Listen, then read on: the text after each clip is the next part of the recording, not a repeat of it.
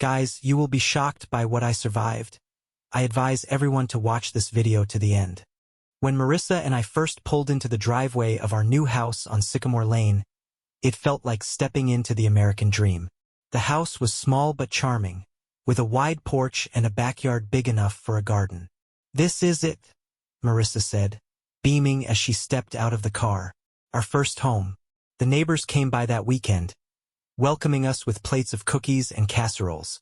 Everyone seemed friendly, except for the man who lived next door. I didn't notice him at first. His house was unremarkable. A faded gray with shutters that looked like they hadn't been painted in years. The yard was overgrown, the lawn littered with fallen branches. While unpacking, I caught a glimpse of him through the window. He was standing in his doorway, staring at us. He was tall and thin, with a hunched posture that made him look like he was collapsing in on himself. His face was pale, his hair a wiry mess of gray. When I waved, he didn't wave back. "Creepy," Marissa said later, pulling the curtains shut. "He gives me the chills." The next morning, we found a dead bird on our porch. Its neck was twisted at an unnatural angle, its feathers scattered across the steps. "I'm sure it's just a stray cat," I told Marissa, though the thought didn't sit right with me. When I glanced toward Mr. Calloway's house, I thought I saw his curtains flutter, like he'd been watching. Over the next few days, strange things started happening. At night, we'd hear soft scraping sounds outside our bedroom window. Twice, we found muddy footprints in the backyard that didn't belong to either of us. "I think we should introduce ourselves," Marissa said one evening as we sat on the porch. "Maybe he's just lonely." I wasn't so sure. There was something about Mr. Calloway that made my skin crawl. But Marissa was right.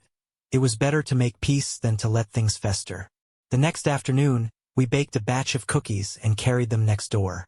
I knocked, the sound echoing through the quiet street. For a long moment, there was no answer. Then the door creaked open. Mr. Calloway stood in the doorway, his sunken eyes darting between us. His face was expressionless, his hands trembling slightly as he gripped the edge of the door. "Hi, we're your new neighbors," Marissa said, her voice chipper. "We just wanted to stop by and say hello." Calloway's eyes settled on the plate of cookies. After a long pause, he stepped aside, motioning for us to enter. The inside of his house was worse than I expected. The air was stale, heavy with the smell of damp wood and something faintly metallic. The walls were lined with old photographs, their frames cracked and dusty. In the center of the living room was a single chair, surrounded by newspapers stacked in uneven piles. There was no TV, no sign of modern life, just the chair and a small, battered table. "Thank you for the kind gesture," Calloway said finally, his voice hoarse. He didn't sit down. He just stood there, watching us. Marissa placed the plate on the table, her smile faltering. "Well, if you ever need anything, don't hesitate to stop by," she said. Calloway's lips twitched into what might have been a smile, but it didn't reach his eyes. As we left, I glanced back and saw him standing in the doorway, watching us with that same vacant expression. That night, the scraping sounds outside our window were louder. I got up to check, peering out into the darkness. The backyard was empty, but the curtain in Calloway's window moved. What was he watching for? I didn't know it then, but meeting Mr. Calloway was the beginning of something far worse than we could have imagined. The scraping outside our window became a nightly occurrence. At first, I thought it was branches scraping against the side of the house. But when I checked, there were no branches near the window. Nothing that could explain the sound. Marissa was growing uneasy. She started locking every door and window religiously before bed, double-checking the locks twice. "It's probably just an animal," I told her, though I didn't believe it myself. One night, the scraping stopped altogether.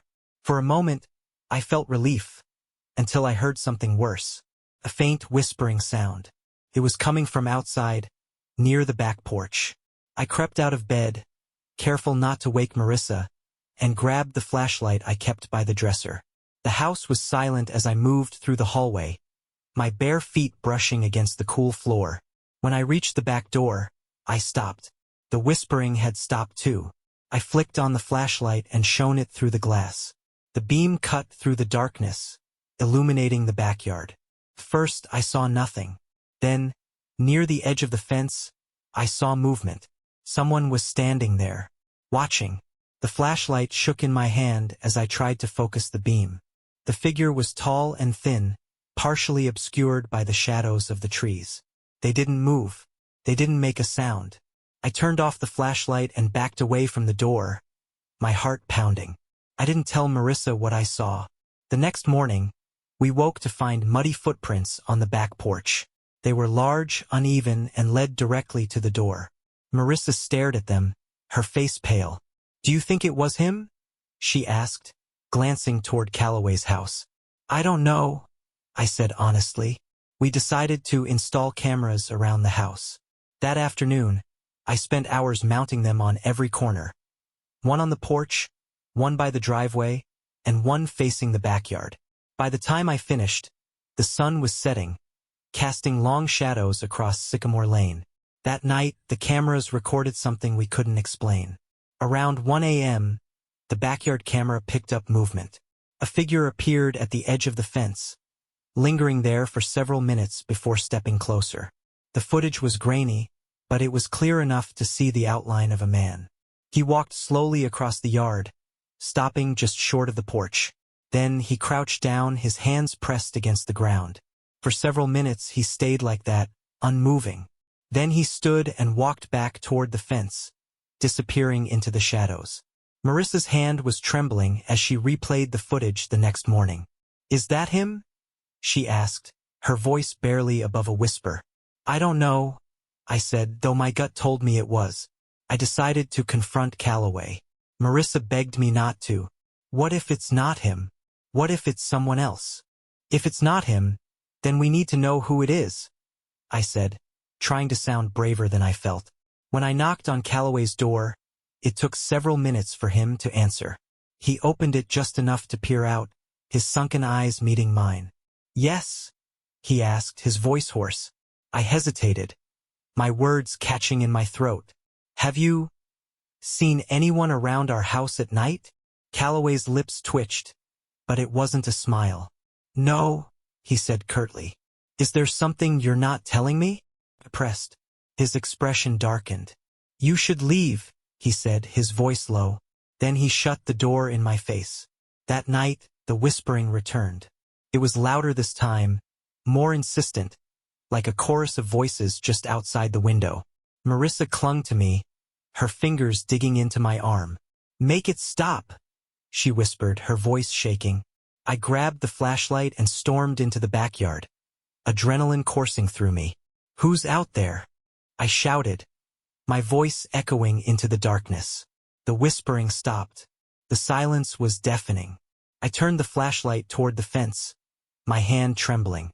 There was nothing there. But when I turned back toward the house, I froze. One of the upstairs windows was open. The curtain fluttered in the breeze. Someone had been inside, and they weren't just watching anymore. The open window haunted me all night.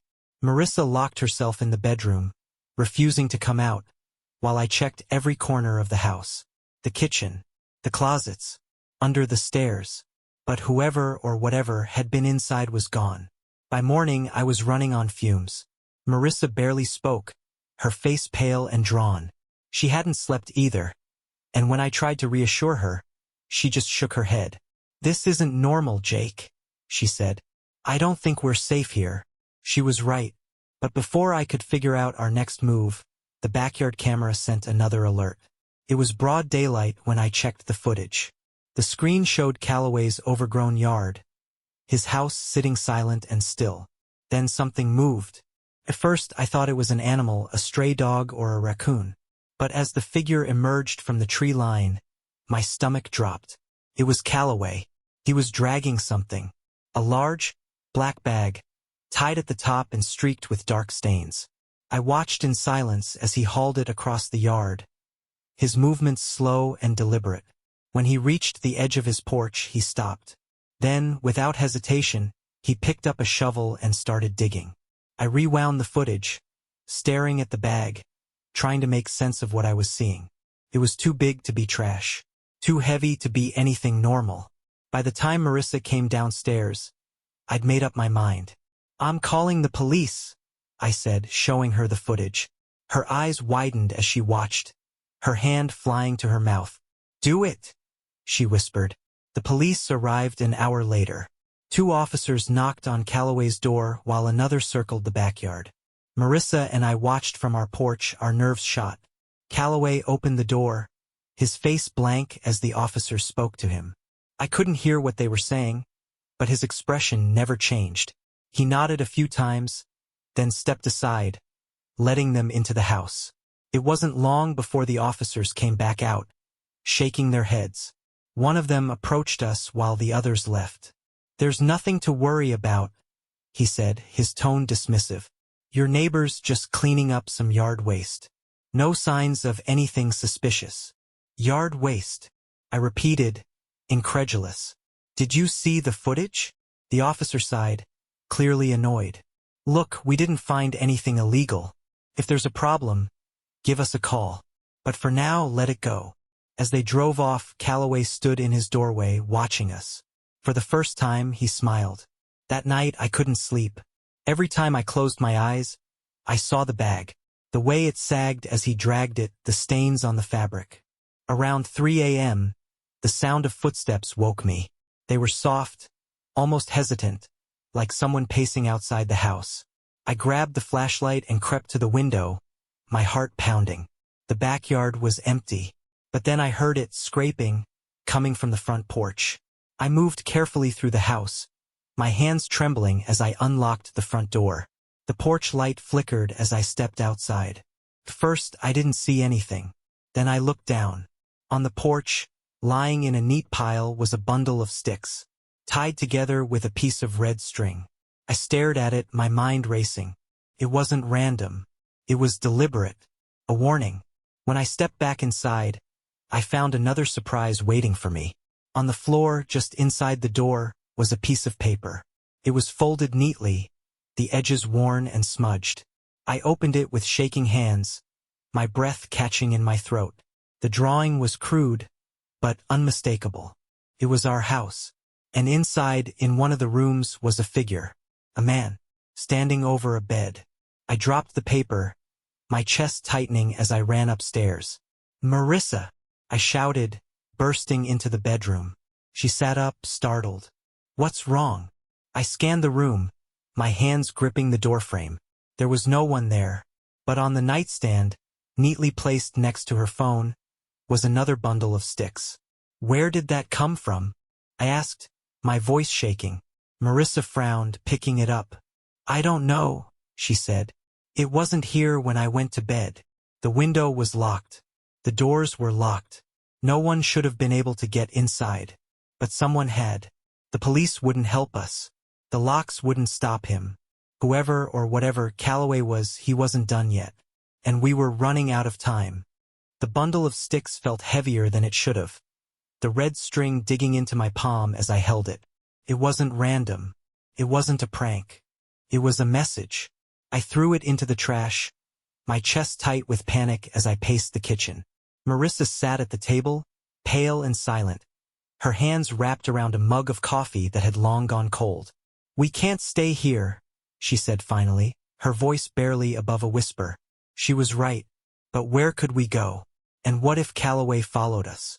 The cameras were our only hope of catching him in the act. I spent the day repositioning them, angling one directly at his house. If he so much as stepped onto our property, I'd have proof. That night, Marissa and I locked every door and window. She slept with a knife under her pillow. I kept a baseball bat by the bed. But sleep didn't come easily. I lay awake, staring at the ceiling, every creak of the house sending a jolt through my body. At some point, I must have drifted off, because when I woke up, it was to the sound of the bedroom door creaking open. I bolted upright, gripping the bat as I turned toward the door. The hallway beyond was dark, the faint glow of the streetlights outside barely illuminating the shadows. "Marissa," I whispered, glancing over my shoulder. She was still asleep, her breathing slow and steady. I stepped into the hallway, my bare feet brushing against the cool floor. The air felt heavier, like the house itself was holding its breath. And then I saw it. At the end of the hallway, near the staircase, was a figure. Tall and thin, its outline barely visible in the dim light. "Who's there?" I demanded, my voice trembling. The figure didn't move. I raised the bat, my grip tightening. But before I could take a step forward, the figure turned and disappeared down the stairs. I followed, my heart pounding as I descended into the darkness. The living room was empty, the front door still locked. But the back door was open, a cold breeze wafting in from the yard. I shut the door and locked it, my hands shaking. When I turned around, I froze. There, on the kitchen counter, was another bundle of sticks. This one was larger, tied with the same red string. But this time there was something else. A finger. It was small and pale, the nail jagged and dirty. I stumbled back, bile rising in my throat as I stared at it. This wasn't just a warning anymore. It was a promise. Marissa found me in the kitchen minutes later, the bundle still sitting on the counter. Her scream pierced the silence as she saw it, her hands flying to her mouth. "We have to call the police," she said, her voice shaking. I nodded, dialing 911 with trembling fingers. When the officers arrived, they didn't seem to take it seriously at first. But when one of them saw the bundle, his face hardened. "We'll look into this," he said, his tone clipped. "Do you have any idea who might have left it?" I didn't hesitate. "Our neighbor, Calloway," I said. "He's been stalking us." The officer frowned, making a note in his pad. "We'll pay him a visit." When the police knocked on Calloway's door, he answered immediately, his expression calm. They spoke to him for nearly an hour, but when they left, they didn't arrest him. "He denies everything," the officer said when I asked. "And unless we have more evidence, there's nothing we can do." I felt like I was losing my mind. The police wouldn't help us. The cameras hadn't caught anything conclusive. And the finger in the bundle haunted me. Whose was it? That night I couldn't sleep. Marissa stayed in the bedroom, but I sat in the living room, clutching the bat. Every shadow felt alive, every sound a threat. Around 3 a.m., the back door creaked open. I sprang to my feet, my heart racing as I gripped the bat. But when I reached the door, it was already closed. The floor was wet, muddy footprints trailing from the door to the staircase. They were large, uneven, and stopped halfway up the stairs. I followed them, my pulse pounding. The footprints led to the guest room. The door was ajar, the faint sound of breathing coming from inside. I pushed the door open, the bat raised. The room was empty, but on the bed was another drawing. This one showed Marissa and me, lying in our bed. Above us was a dark figure, its long arms reaching down. And at the bottom of the page were 3 words, scrawled in jagged letters. "He is inside." The house wasn't ours anymore. It was his. And if we didn't find a way out, we wouldn't survive the night. The drawing on the bed sent a chill through me that I couldn't shake. "He is inside." The words were burned into my brain, and every creak of the house felt like a taunt. I grabbed the paper and ran back to the bedroom, slamming the door behind me. Marissa sat up, startled by the noise. "What is it?" she asked, her voice trembling. I handed her the drawing, my hands shaking. Her face went pale as she stared at it. "Jake," she whispered. "What does this mean?" I didn't answer, couldn't. Instead, I jammed a chair under the doorknob and checked the locks on the windows. If Calloway was inside, I wasn't going to make it easy for him. Marissa clutched her phone, her fingers hovering over the keypad. "We need to call the police again," she said, her voice panicked. "They won't believe us," I said bitterly. "Not unless we catch him in the act." The cameras. They were our only hope. I opened the app on my phone, my thumb swiping through the live feeds. The backyard was empty. The front porch was still. The hallway outside our room was dark and quiet. But then I switched to the living room camera. My breath caught in my throat. There, standing in the corner, partially hidden in the shadows, was a figure. Tall and thin, with long arms that hung unnaturally at its sides. It wasn't moving, but I could feel its presence through the screen. "Marissa," I whispered, holding out the phone. She stared at the screen, her hand flying to her mouth. "Oh my God," she breathed. I set the phone down and grabbed the bat, my heart pounding. "We need to get out of here," Marissa said, tears streaming down her face. "Now." Before I could respond, the sound of footsteps echoed through the house. They were slow and deliberate, each step sending a shiver down my spine. The footsteps moved down the hall, stopping just outside our bedroom door. The handle rattled. Marissa let out a muffled cry, clutching the blanket to her chest. I raised the bat, my grip so tight my knuckles turned white. "Who's there?" I shouted, my voice cracking. The only response was silence. Then the door creaked open. The chair I had wedged under the knob toppled to the floor, and the door swung inward, revealing nothing. The hallway was empty. I stepped out cautiously, the bat raised, my breaths coming in short gasps. The house was silent again, but the tension was suffocating. As I moved down the hall, something caught my eye. The attic door was open. The ladder was down, extending into the hallway like an invitation. I stared at it, my stomach twisting. "Don't," Marissa whispered from behind me, her voice shaking. "Please, Jake, don't go up there." But I had to. If Calloway was up there, I needed to know. I climbed the ladder slowly, the bat gripped tightly in my hand. The attic was dark, the faint smell of damp wood and mildew filling my nose. I flicked on the flashlight, the beam cutting through the gloom. At first, I didn't see anything, just the usual piles of boxes and old furniture. But then the beam landed on something in the corner. A chair. And sitting in the chair was me. I froze, my mind struggling to comprehend what I was seeing. It was a mannequin, dressed in my clothes, its face painted crudely to resemble mine. Next to it was another mannequin, this one dressed in Marissa's clothes. Their hands were tied together with red string. I stumbled back, nearly dropping the flashlight. That's when I heard it. A low, guttural laugh, coming from the shadows. I swung the flashlight around, the beam landing on Calloway. He was crouched near the far wall, his face twisted into a grin. "You shouldn't have come up here," he said, his voice a raspy whisper. I didn't wait for him to move. I charged, swinging the bat with everything I had. The metal connected with his arm, the impact sending him sprawling. But he didn't stay down. He lunged at me, his bony fingers clawing at my face. We struggled, the bat slipping from my grasp as we crashed into the piles of boxes. "Jake!" Marissa's voice echoed from below. "I'm okay," I shouted, though it was a lie. Calloway was stronger than he looked, his grip like iron as he pinned me to the floor. His face was inches from mine, his breath hot and sour. "You can't stop it," he hissed. "It's already here." I twisted free, grabbing a broken piece of wood from the floor and driving it into his shoulder. Calloway let out a howl, collapsing in a heap. I didn't wait to see if he'd get up. I scrambled down the ladder, grabbing Marissa's hand. "We're leaving," I said, my voice firm. We ran out of the house, jumping into the car and speeding away. The last thing I saw was Calloway standing in the doorway, his silhouette framed by the flickering porch light. The police found Calloway the next morning. He was dead, his body hanging from the attic rafters. But the mannequins were gone.